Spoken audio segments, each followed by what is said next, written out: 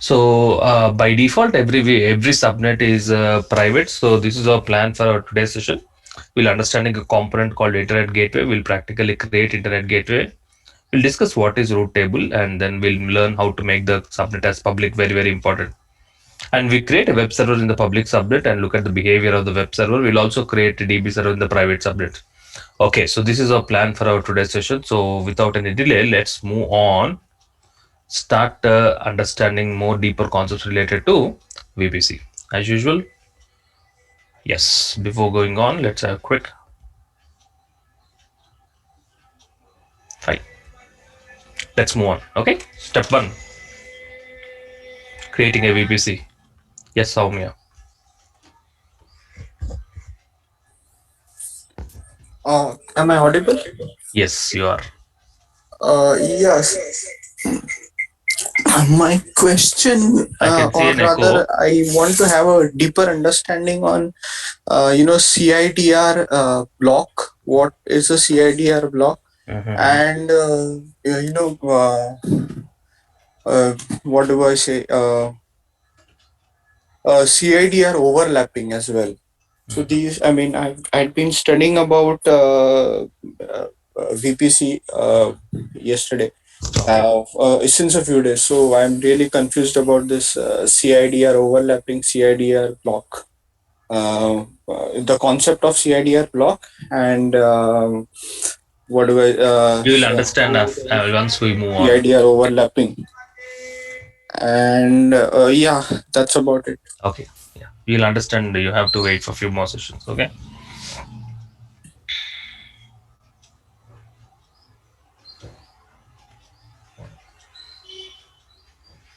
Yeah, Sudhir.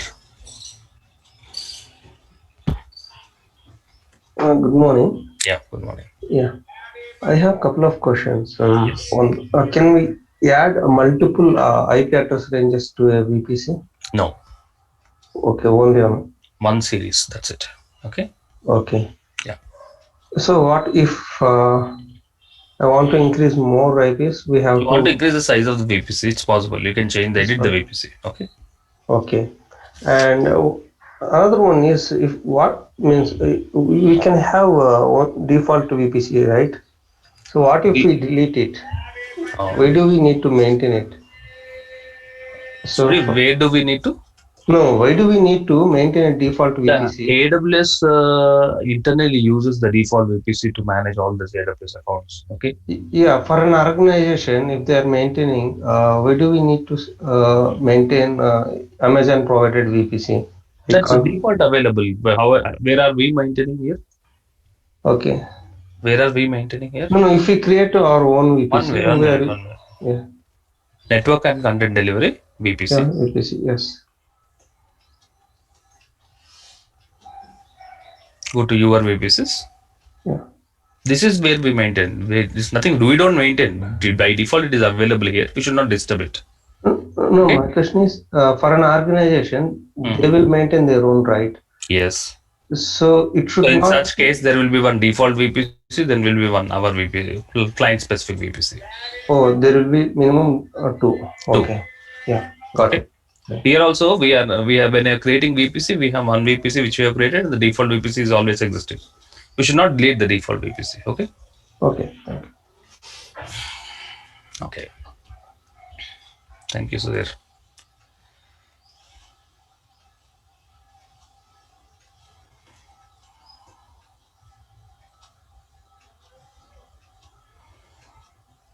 Okay. Let's have one more interaction. Joshit. Joshit. Good morning. Hi, can you hear me? Yeah, I can hear you. Yeah, I just have one question regarding the billing. So if we were to constantly keep this VPC with 6,000 EC2s running, how much would it cost or an estimate? You will not get the bill based on the size of the VPC. Okay. You will be charged only for the instances which you create inside the VPC. That is nothing but the EC2 machines which you create inside the VPC. They are getting charged. VPC is not getting charged. Okay, so no matter your VPC size is 65,000 or 256, doesn't matter. You will not be billed for the VPC. You'll be billed only for the instances which you create inside the VPC. Did I answer your question, Joshit? Are you there? Hello. Yeah, Joshit, can you hear us?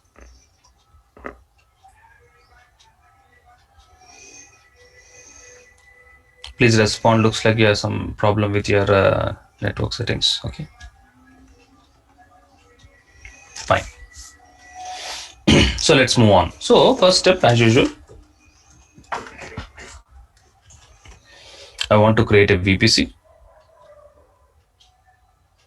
Okay, I want to name it as my VPC. VPC creation is 1 minute task. And then I want to provide the IP address followed the subnet mask as planned.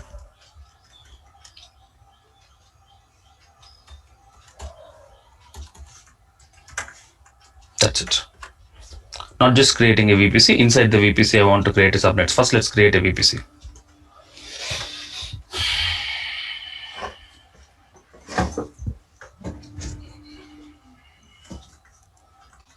Create VPC. What is the name of the VPC which you are planning to create? I am planning to create a VPC with the name my VPC. IP address followed with the subnet mask value 16. You know the calculation, so that we can have 2 to the power of 16 machines. Done with creating VPC.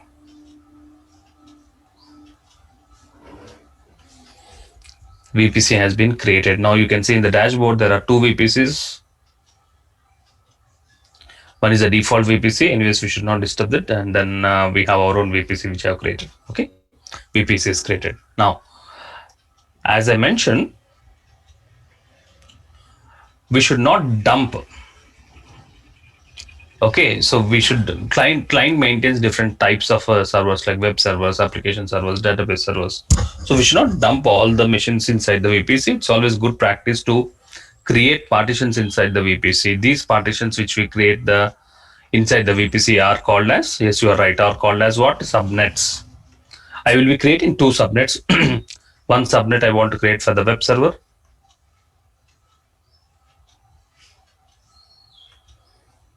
And one subnet I want to create for the database server. Okay. The name of the web server, I rate it as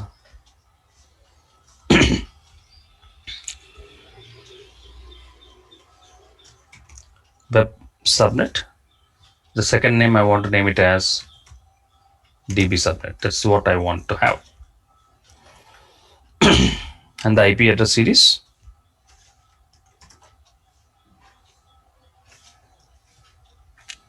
1.0 series for the first subnet, 2.0 series for the second subnet. Okay, so let's do that.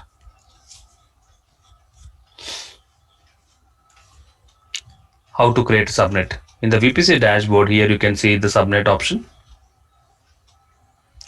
How many subnets are there? These are the 3 subnets available. That means you have to understand that these are the subpartitions which are there in the default VPC. You can see here, these are the partitions belonging to the default VPC. That's fine. So do not disturb the default settings. So what I'm going ahead and creating our own subnets. Where do you want to create the subnet? Inside our VPC. So select it as my VPC. Next.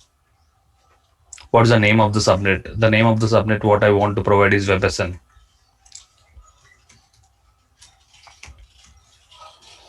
And any specific availability zone you want to select it. Okay, you can select any availability zone. So I'm selecting one availability zone, and IP address followed the subnet mask value.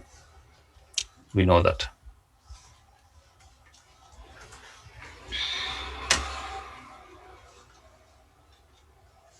Create subnet. Subnet got created. Okay, one subnet got created. Where the subnet got created inside the my VPC. Subnet are created inside the my VPC. Next, what I'll do, I'll create one more subnet. Yes, create subnet. Again, you want to create the second subnet in which VPC? I want to create the second subnet in the new VPC which we have created. What is the name of the subnet? The name of the subnet is DBSN. Is the name of the subnet which I want to create. I want to have it in the same availability zone. Doesn't make any difference. And IP address 2.0 series.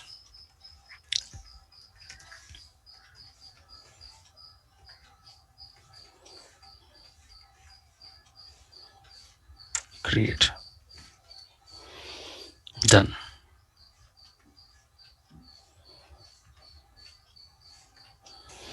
So you can see here one web server got created, one web subnet got created, and the second DB subnet is created. Both the subnets are created inside the VPC which we have just created. So I'm done with creating a VPC.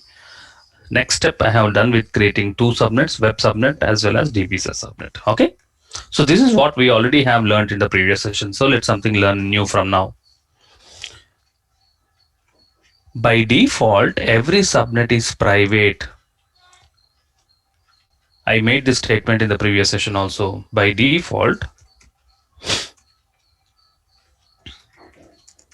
every subnet is private. By default, every subnet is private. If you want to make the subnet public, web server should be public. Because when you create an instance in the web server,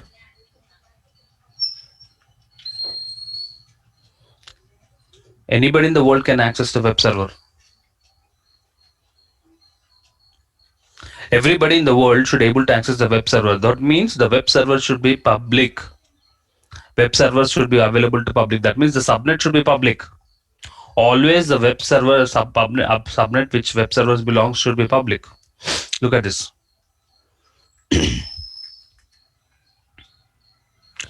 And you know the IP addresses for the subnet value. If you 5 IP addresses will be missing. You can see here 251. You already know that. Okay. That's already we have discussed.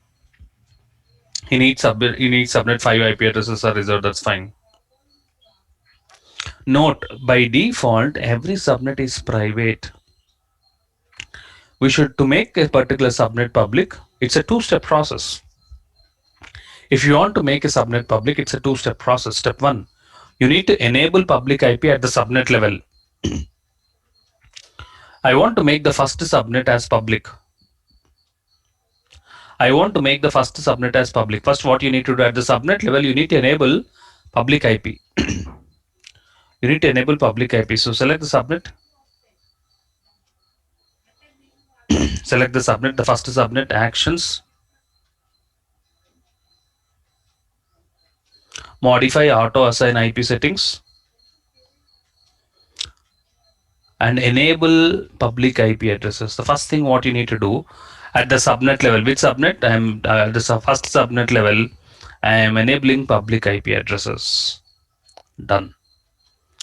Okay, so I have successfully enabled public IP. That is step 1. Next step.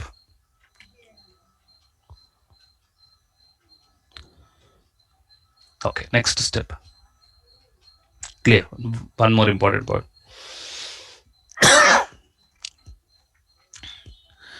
Friends, when two machines can communicate to each other, let's for example, I want to, it's from my laptop. Let's say from my mobile, I'm sending you a WhatsApp message. You are receiving the WhatsApp message. How is the communication happening? When both are connected to internet. Communication happens when the machines are connected to internet. In the same way, from my laptop, if I open ICICIbank.com, let's say I want to access this particular web server. So opening ICICIbank.com. So where is the IPICI web server will be available inside the web server? So the request will go to the web server, and in response, I get the web page. That's what happens. Agree, isn't it? How the machines can communicate to each other only when they are connected to internet. Only when the instances are connected, when the machines are connected over the internet, then only communication happens. So you need to provide internet connectivity to the subnet. By default, you will not get it. Friends, by default, you will not get the internet access to the subnet. You need to provide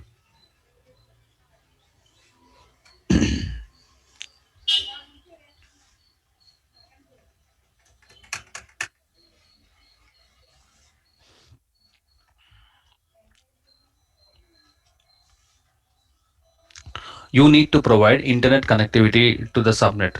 How can you provide internet connectivity to subnet? So by using a component called as internet gateway. By using a component called as internet gateway. So what the purpose of the internet gateway? What is the purpose of the internet gateway? The internet gateway component is used to provide internet connection, is used to provide internet connectivity to the subnet. Okay, which subnet should have internet connection? Obviously, the first subnet should have internet connection. So what you need to do, you need to create an internet gateway. Okay, you need to create internet gateway. Internet gateway helps you to provide internet access to the subnet. So what you need to do, you need to create internet gateway. Not just creating the internet gateway, it will be attached. It should be attached to VPC.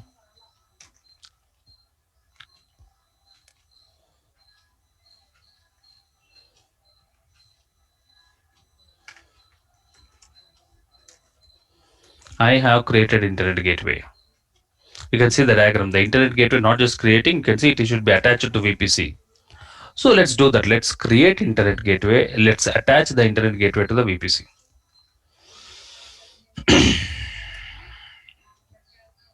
How to create internet gateway?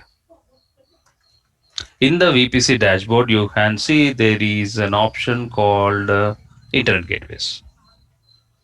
You can clearly see you have an option called internet gateway.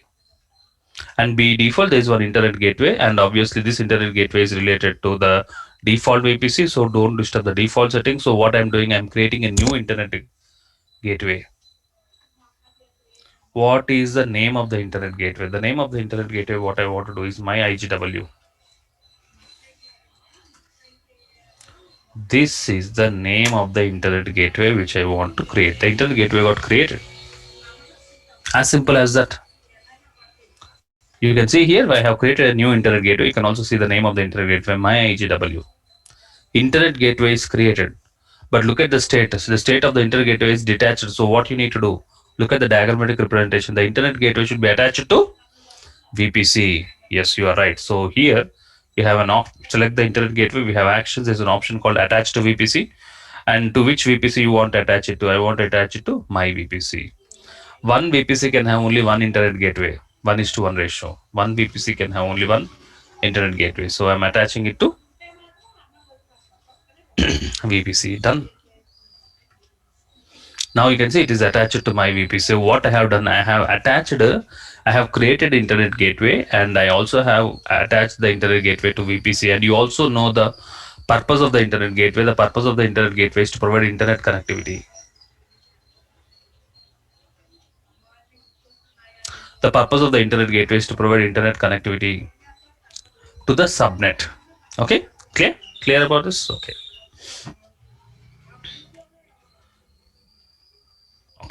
So internet gateway got created. The internet gateway is attached to VPC. Okay. Now, using this internet gateway, you want to provide connectivity to which subnet? Tell me. Using the internet gateway, you want to provide internet connectivity to which subnet? I want to provide the internet connectivity to the first subnet. I want to provide the internet connectivity to first subnet. So you need to attach internet gateway to the internet gateway to subnet. So how? But point is, you cannot directly attach internet gateway to subnet.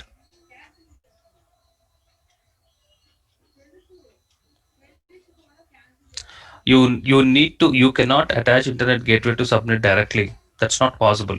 Okay. Internet gateways cannot be attached to subnet directly. It's not possible. So you need to take help of one more component called. You need to take help of one more component called RT, stands for route table. You need to create one more component called route table. What is the purpose of the route table? Internet gateways cannot be directly connected to subnet. It's not possible. So route table acts like a mediator between the internet gateway and subnet. So what you need to do, you need to create a route table first. One end of the route table, you need to attach it to subnet. One more end of the route table, you need to attach it to internet gateway. So route table, one end of the route table you attach it to subnet, one more end of the route table attach it to internet gateway. So that's how connectivity happens. Route table helps in connecting internet gateways to subnet. That's the purpose of the route table. Look at this. We already have created internet gateway. Now we have attached it to VPC next. We cannot attach internet gateway to subnet. For that, you need to take help of a new component called route table. I hope you understood the importance of the route table. So what I'll do, I will be creating a route table. How to create a route table? As simple. Look at the dashboard. We have now everything is very straightforward in the dashboard. All the options are available here. I'm going to route tables. Okay, so already there's two route tables. Already there are two route tables. You can see here, very important observation. The first route table is related to VPC ending with BBC. That's nothing but this is the default VPC. And the second route table is related to my VPC. That means second route table got created automatically when we have created a new VPC. That's important observation. Second route table is related to your VPC. That means second route table got created. The second route table got created automatically when we have created a VPC. The second route table got created when we have created a VPC. You can see here. Okay. But let's not disturb the existing route tables. Let's not disturb the existing route tables. Let's go ahead and create a new route table.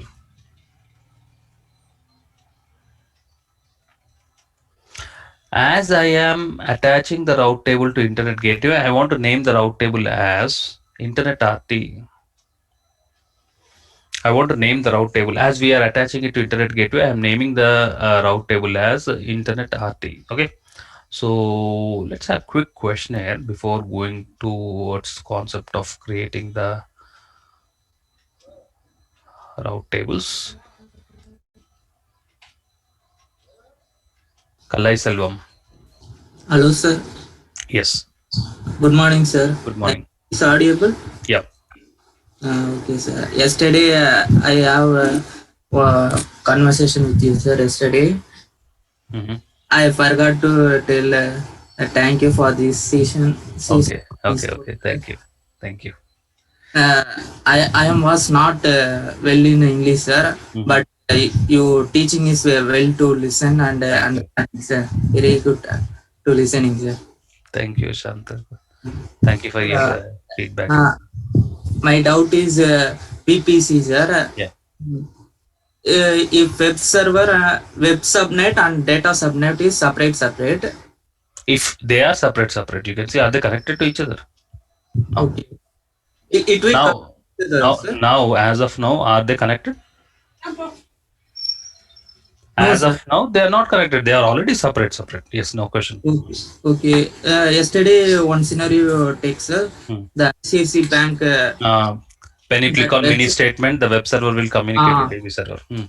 Yes, sir. It will communicate. How it communicates? Is that your question? Yes. We'll see practically. We'll create one web server. We'll create one database server. I'll show you how exactly communication needs to be established. Right now, they are separated. Both the subnets are separated. Okay. Okay, sir. Thank you, sir. Amit Gautam.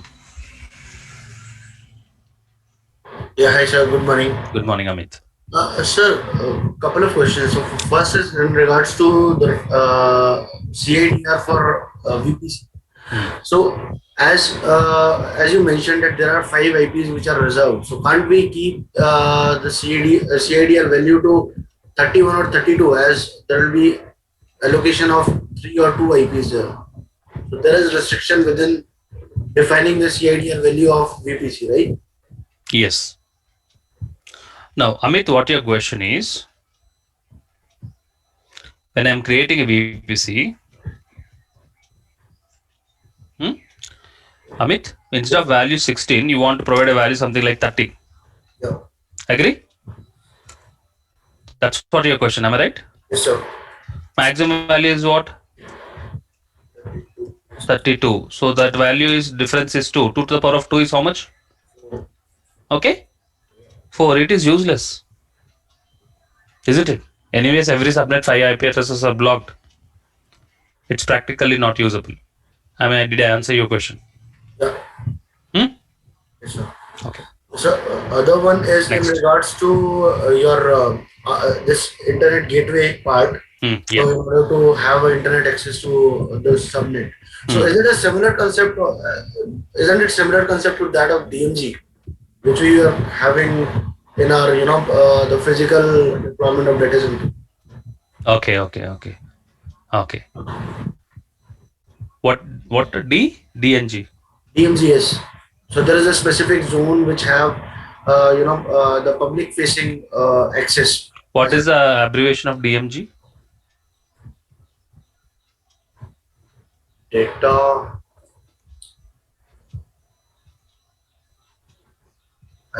Okay. Now fine. Any question? Understanding about internet gateway? No. Okay. Thank you.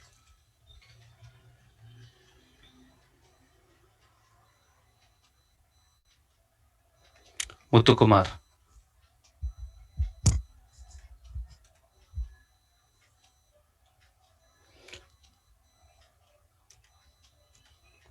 I can see your hand raised, Muthukumar. Hey, hi. Thank you. I got this opportunity today. Thank you. It's really a nice session. So my question here is, I was thinking we already had a routing table since we created an VPC. VPC. 1 minute. You are talking about the default route table that got created when we have created a VPC. Okay, so is that the other one you created by yourself, or you're talking about this route table, the above one? Yes. This route table is created automatically for the default VPC. This is the default VPC. For default VPC, automatically one route table will get created. The second one created automatically when we have created a VPC. Okay. This route table I have not created manually. Second one. The route table got created automatically the moment you create a VPC.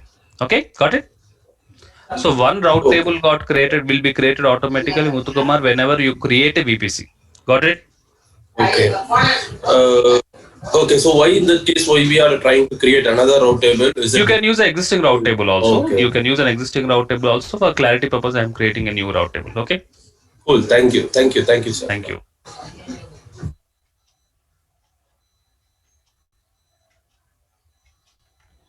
Shabir. Thanks a lot Thank you. Sessions. Thank you, Shabir. It is a great section and clear understanding.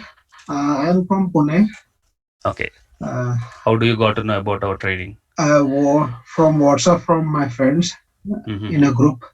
Okay. My question is that regarding the regions, what are the regions if we assign a DBSN in a separate region and web? First, no. 1 minute. Can you give me one example of a region? Region like Mumbai. Okay, no. 1 minute. VPC is created in which region? Mumbai region. If VPC is available in Mumbai region, obviously subnets will also belongs to Mumbai region only, isn't it? Okay. Because subnet is inside the VPC, right? Okay. Shabir? Yes, perfect. Am I right? Yes, perfect. So that's it. Both are in Mumbai region only. Complete infrastructure is in Mumbai region only. Okay. One VPC cannot span multiple regions. Always it is specific to region only. Okay. Region, yes. Next. That's my question. It is a bit. How is your learning experience? It is a great. It is a great. It is very much clear and easy to understand from your language. Okay, thank you. Okay, so thank you. So let's proceed. Thank you. So one component is ready. Internet gateway is created. Internet gateway is attached to VPC. Let's go ahead. But internet gateways cannot be connected to subnet directly. So you need to take help of route table. So we have observed that there's some default available route tables, but let's not disturb these route tables. Let's go ahead and create a new route table.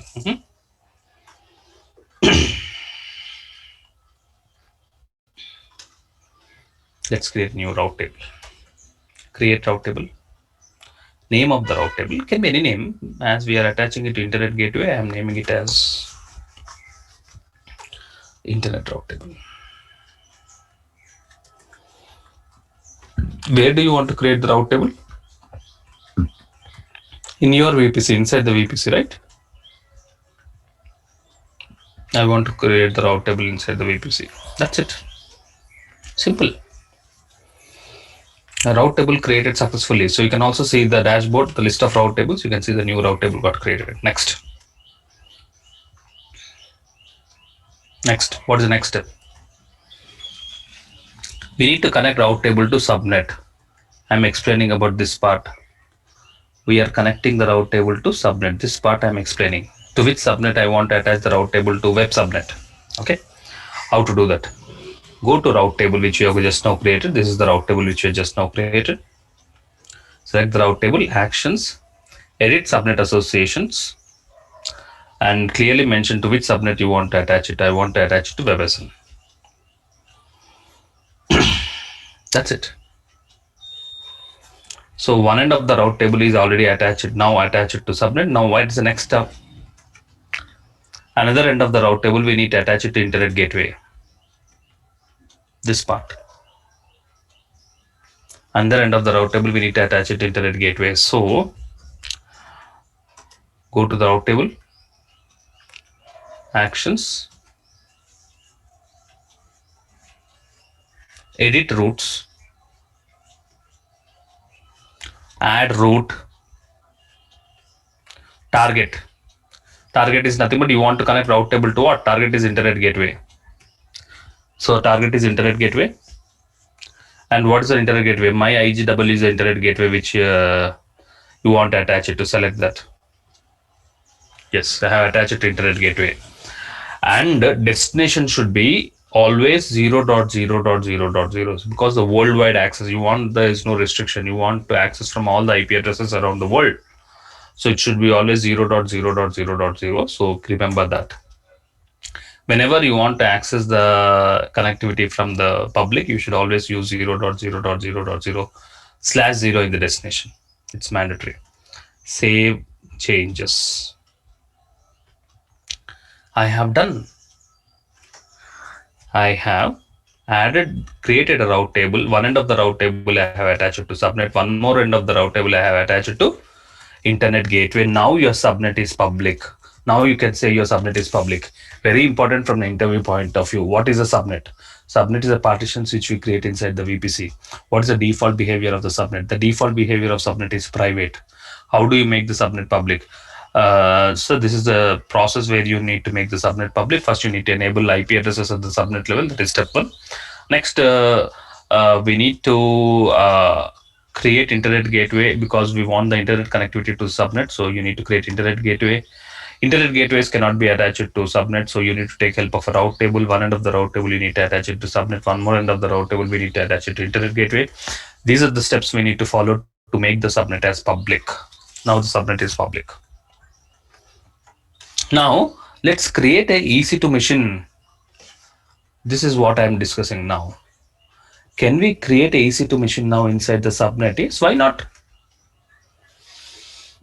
Let's experience how to create a new EC2 machine inside the subnet. Inside your VPC, inside the VPC, there are two subnets. I want to create a EC2 machine inside the first subnet. Okay. And it should be a web server. So you know how to create a web server. I'm installing web package, HTTPD. I'm mentioning Google index.html file, and then I'm starting the web package. So let's launch the EC2 machine inside the subnet. So for creating EC2 machine, obviously you need to go to which service? For launching, you need to obviously go to EC2 services, instances. So do not worry about the existing instances. Do not worry about the existing instances. So what I'm doing, I'm launching an instance. As usual, I'm going with Amazon Linux. Obviously T2 micro instance. How many instances you want to create? One instance. Where do you want to create the EC2 machine? Friends, where do you want to create the EC2 machine? You want to create the EC2 machine inside the VPC. So Here, network is referring to VPC. You have to create the internet. You are creating EC2 machine inside my VPC. Till now, we are not disturbed this, or this is the first time we are using these options. You're clearly mentioning that I want to create this one machine inside VPC. In this VPC, how many subnets you are having? You will have 2 subnets, one web subnet and one DB subnet. I want to create it in the web subnet. Got it? Nice, that's all. So I am creating instance inside my VPC inside the web subnet. Scroll down under advanced details.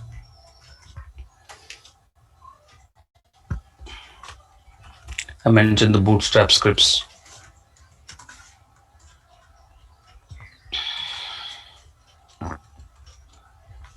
Let's name the security group of WebSG 29. WebSG 29, and I'm opening SSH port. What ports I'm opening? SSH port as well as HTTP port.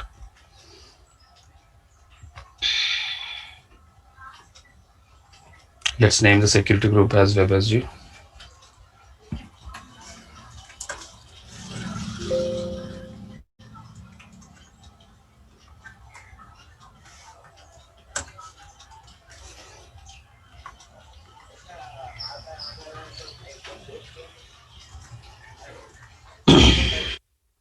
Anybody can connect, that's not a problem. Review and launch. Click on launch. Create a new key pair. I name it as web 29 KP. Download the key pair. Somewhere in my desktop Sunil folder, I'm downloading key pair and launch instances. View instances. So I have created a new machine. This is the new machine, it's still pending, but name it as web server.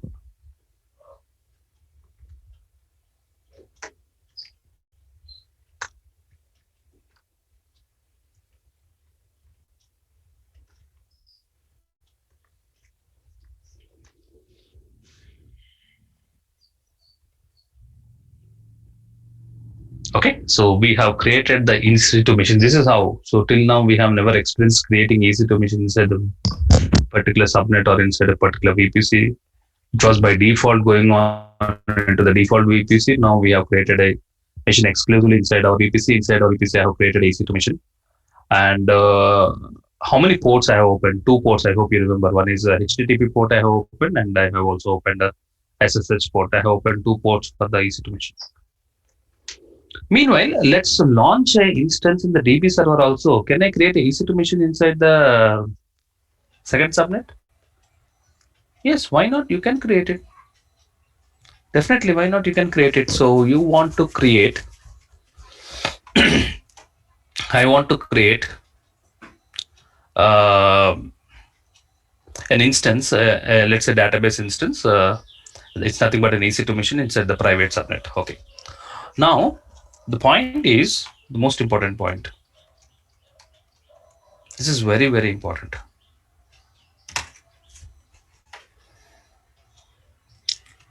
Listen to this statement. I am opening an application, ICICIbank.com internet application from my personal laptop. The request will also, as I have opened HTTP port, no problem. The request will go to web server. Okay. And I get a web page. I log in to internet banking. When I click on mini statement, let's say I want to look at a mini statement. I click on mini statement. You will get last 10 transactions. Where the information is stored, last 10 rows are stored in the database. So what should happen when I click on mini statement from the web server? The information is not available in the web server. Web server should communicate to the database server. If web server should communicate to database server, so at the database server, what port needs to be open? Isn't it? Whenever communication needs to be open, you need to open the port. So the port should be opened. Because the web server should communicate. Web server should communicate to the DB server. When web server can communicate to DB server, only when the port should be open. What port needs to be open, friends? How does communication happens between web server and the database server? Using MySQL port. You need to open MySQL port. Look at this. I want to open MySQL port. Okay. The MySQL port should be opened to what? MySQL port should be open. That's fine. But MySQL port should be opened to entire subnet. The MySQL port should be open to the entire subnet. All the machines which are there inside the public subnet can communicate to the database server. The MySQL port should be open to the entire subnet. Do you understand why it should be entire subnet? You may have a question, Sunil. The MySQL port, if it open to one EC2 machine, that's enough. Let's say there are other EC2 machine. Why should other EC2 machine you should open? You have to open to entire subnet because let's say you are accessing ICICI Bank, your request will go to web server. When web server is busy, we have discussed about auto scaling feature. Do you remember? In auto scaling, what happens when the traffic increases, automatically new machine gets created, and the load balancer will distribute the request to the load balancer will send the request to other EC2 machines also. From this EC2 machine also, the communication should happen to. Are you understanding? From this other EC2 machine also, communication should happen to DB server. So that's the reason it's not specific to one machine. That MySQL port should be open to entire subnet level. So let's do one thing now. Let's create an EC2 machine inside the private subnet. That is the second subnet. Let's open MySQL port to the entire subnet range. So how can we do that? Let's experience it. Again, go to, as we are creating EC2 machines, again I'm going to EC2 service. I click on launch instances. As usual, Amazon Linux, T2 Micro. Where do you want to create? Inside my VPC. In which subnet you want to create? Inside the second subnet, that is nothing but the DB subnet.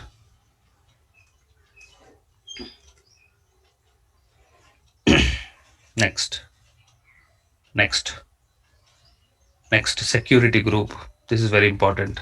What port I need to open? MySQL port.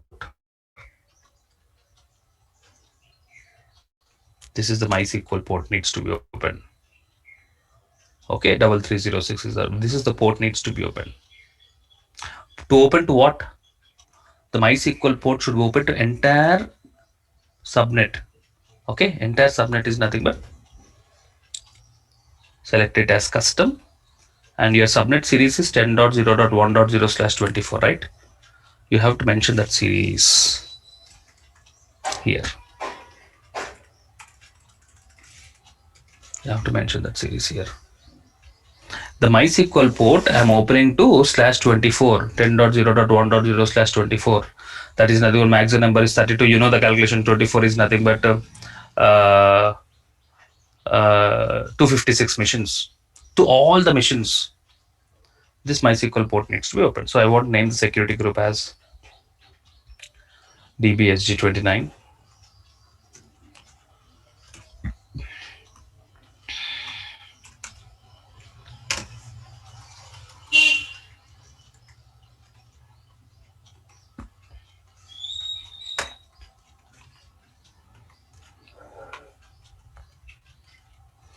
And I open to enter. The MySQL port is now open to enter subnet. Review and launch. Click on launch. Create a new key pair. DB29 key pair. I want to download my key pair in my desktop Sunil folder. Launch instances.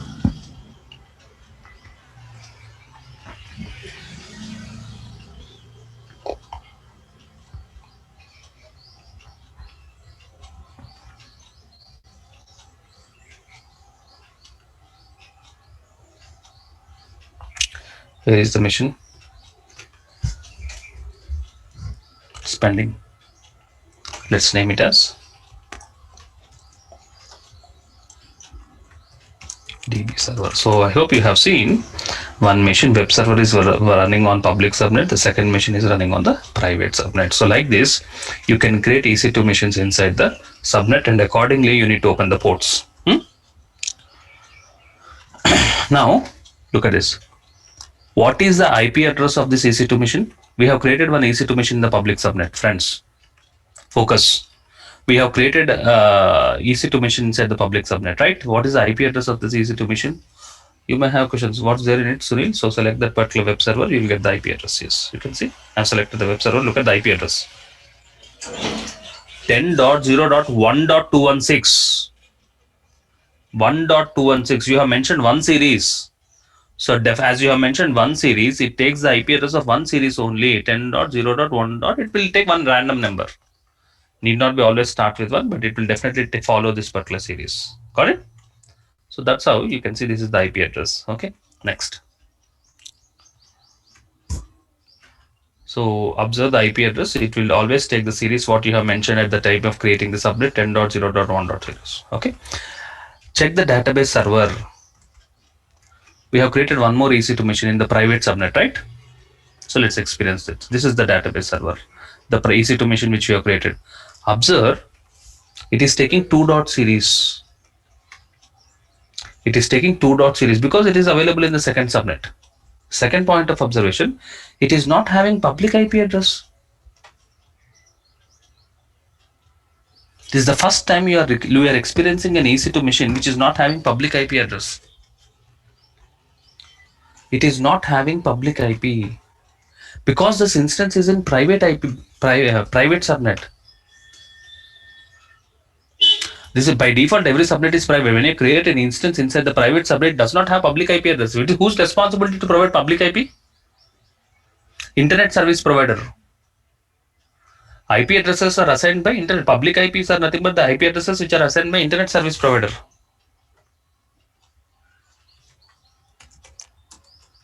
What is my IP? 183.83.38.140 is nothing but the IP addresses which is provided by my internet service provider. This is public IP. Even my laptop is having public IP. Your laptops are also having it is whose responsibility to provide the public IP? It is the internet service provider. If you change the internet service, again the IP address changes. So public IPs are always provided by the internet service provider. So you can see here the DB server is not having public IP. That means there is no internet for this particular machine. This instance does not have any IP address.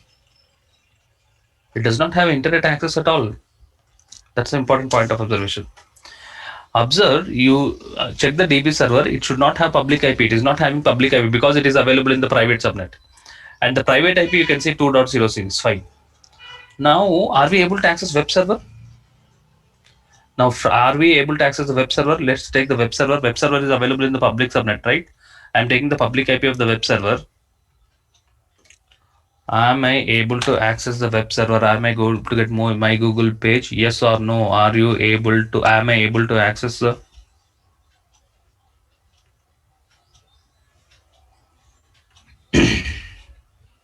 Friends, am I able to access the web server? Not only me, anybody in the world can access the web server. I have sent the IP address of my web server in the chat box to you, and please take the IP address from the chat box and tell me, are you able to access the web server? Even I am able to access the web server. Not only me, anybody in the world can access the web server. Take the IP address from the chat box and then try it from your personal laptop. You may be in any location, but you will be able to access the web server. If you are successfully able to access the web server, please type yes in the chat box. Perfect. So now I have created infrastructure which is in my VPC, and anybody in the world is able to access. Something like if anybody in the world can access ICICIbank.com, and it is in my VPC, it's in my partition, it's in my control. I can define the security of it, out of it. I hope you are understanding the importance of VPC. Let's move on. Let's move on. Why you are able to get the page? You are able to get this My Google page because the entire subnet is having internet connectivity. As entire subnet is having internet connectivity, you are able to get the internet, you are able to connect. Okay. Now let's have some testing scenarios. Okay. Let's detach the route table to subnet. Let's detach the route table to subnet. Do you remember route table is attached to subnet? I want to detach this. I want to detach this. Let's break the connectivity. Just to show you the importance of the route table. So how to remove the route table to the subnet? So go to VPC dashboard, go to route tables. So select the route table which you have created. This is the route table. Go to actions. There is an option called edit subnet associations. Edit subnet associations. It's already attached to web subnet. I'm removing the attachment to web subnet and I'm saving it. I have removed the connectivity. I have detached the route table to subnet. So again, internet gateway tries to provide internet connectivity to the route table. From the route table, there's no connectivity. So the entire subnet will lose the internet access. Now it will take few seconds to get reflected. Now if you take the same IP addresses, don't use the same browser, open a different browser again. Open a different browser again.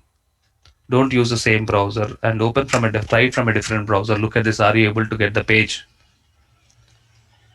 Are you now not from the same browser? Sometimes you may get it from the history. Okay, sometimes you may get it from the history. Now are you access the same machine and are you able to get the page? No. Please type no, because you are not able to access the page because there's no connectivity. So are you understanding how exactly communication happens? From the public world, communication connects through internet gateway. Communication goes through internet gateway. From the route table, now it is disconnected, so it's not getting the page. If you connect it again, you get the page. Okay, so the page will not be loaded. Let's attach it back. Go to internet route table. Actions, edit to subnet associations. I'm attaching back web subnet.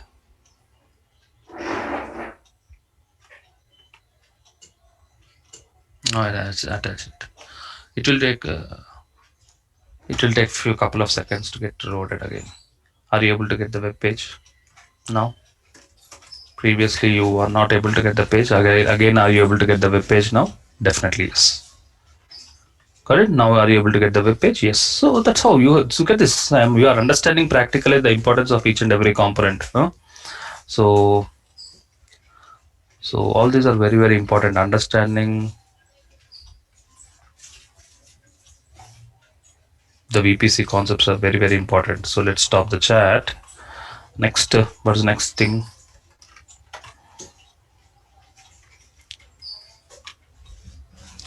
Can we access a web server using PuTTY? Can we access a web server using PuTTY?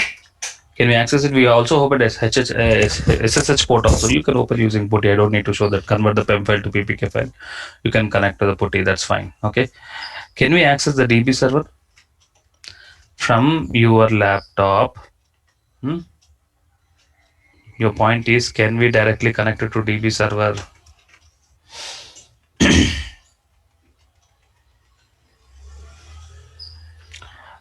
How to do it?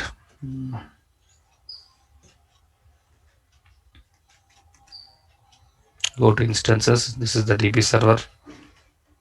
I want to connect to DB server. You have the SSH command. Copy the SSH command.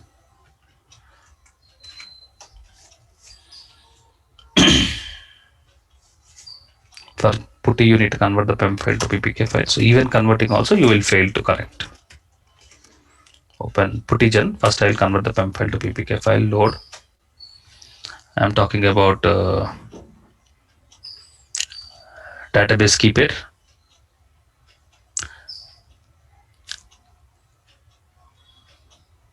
dbkp29.pem. Save private key. Yes.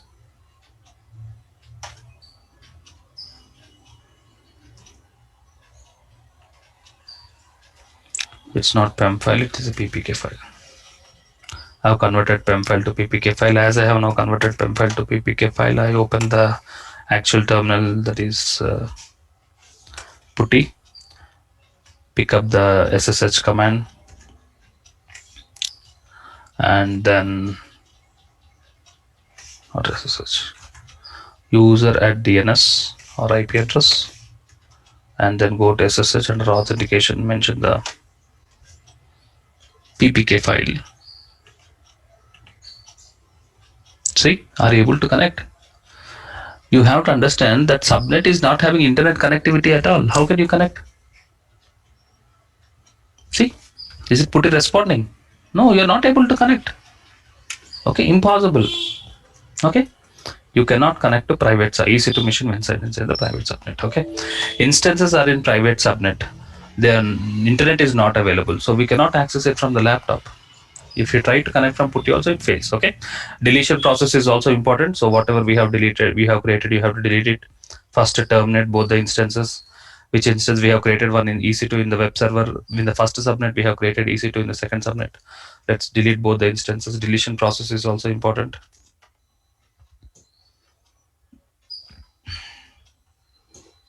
Web server, DB server.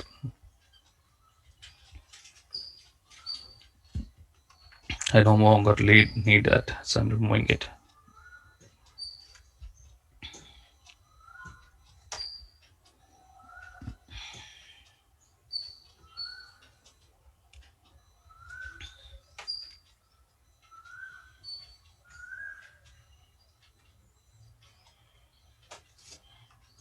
Let's wait for the EC2 machine.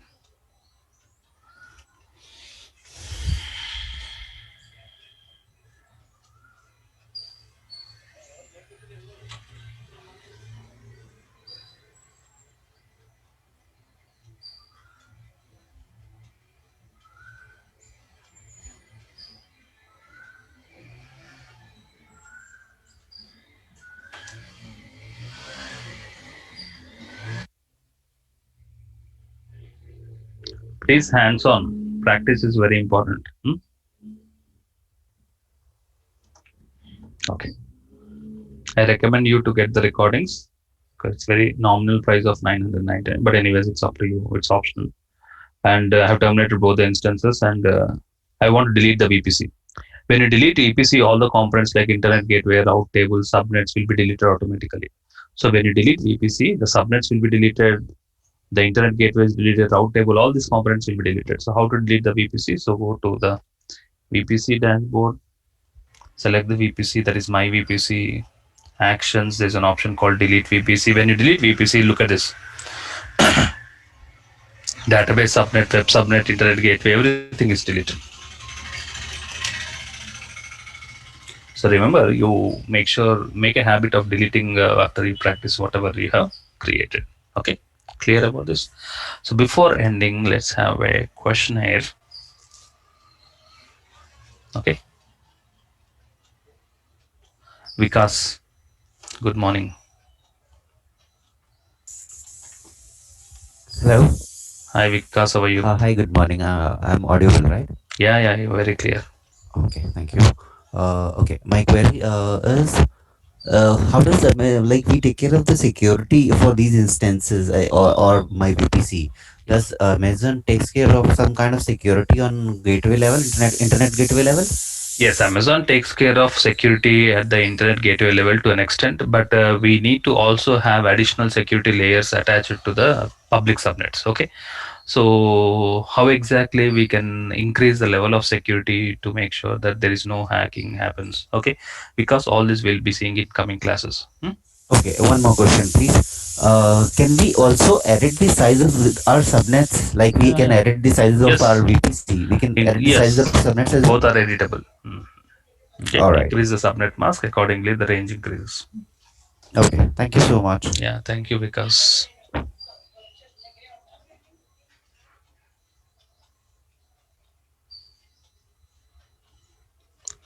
Dev, how are you doing? Yeah, hi sir. Good morning. Good morning. I have a few doubts. So the one thing is, in Bucket we had a cross-region replication, right? Like that can we have for my VPC also? What does it mean? You want to? Like for suppose I have created some partition in AWS region, like how we create in Mumbai region. So the same. We have created partition instance. So you are talking about subnet. Yes. Or you are talking about VPC. VPC. Okay, you have created one the VPC. The overall setup we did in the Mumbai region, that we created we created VPC and inside that we created the subnets and DTS. Yeah, the whole setup need to be there in Singapore region. So, like that in bucket, how we had in bucket concept, like that is possible for my No, VPC no, also. no, it's not possible. We have to do it manually. Okay. Okay. So VPC subnets will be less in number, so that's okay. But EC2 machines, what you can do, you can use Amazon machine images and then you can copy that into other region and then recreate it inside your VPC. Okay. That's the solution you can have. Okay, then. Next. Yes, sir. And one more question, sir. So for a database guy, there is no need to connect to the web. Web subnet and all. You're talking about a database administrator. Yeah, isn't it? that is, yes, sir. Yeah. What is the solution? Your question is how exactly database administrators? Yes, sir. How the okay, database yeah. I'm coming to your point. Assuming you have a DBA. Yeah. Yes. You have a DBA. DBA wants to connect to the database and do some maintenance activity, or okay, yes, or plan patching activity. So how does DBA, as this particular internet subnet is not having internet connectivity at all, there's no possibility as of now. They visit it to connect, isn't it? So how does the DBA? How do you provide a solution to the DBA? Is very important scenario that we'll be discussing in tomorrow's class. Okay, sir. Okay. Thank you. Okay, thank you. Thank you, sir. Thank you.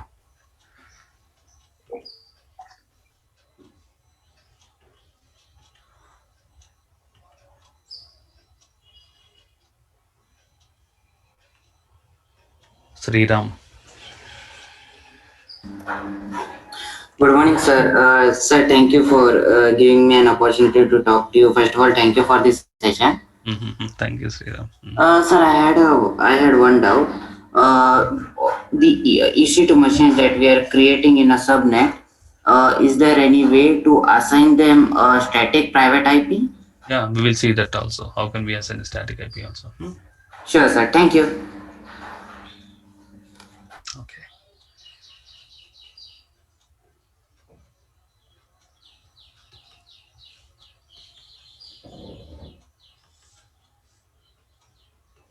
Kunal Namdev.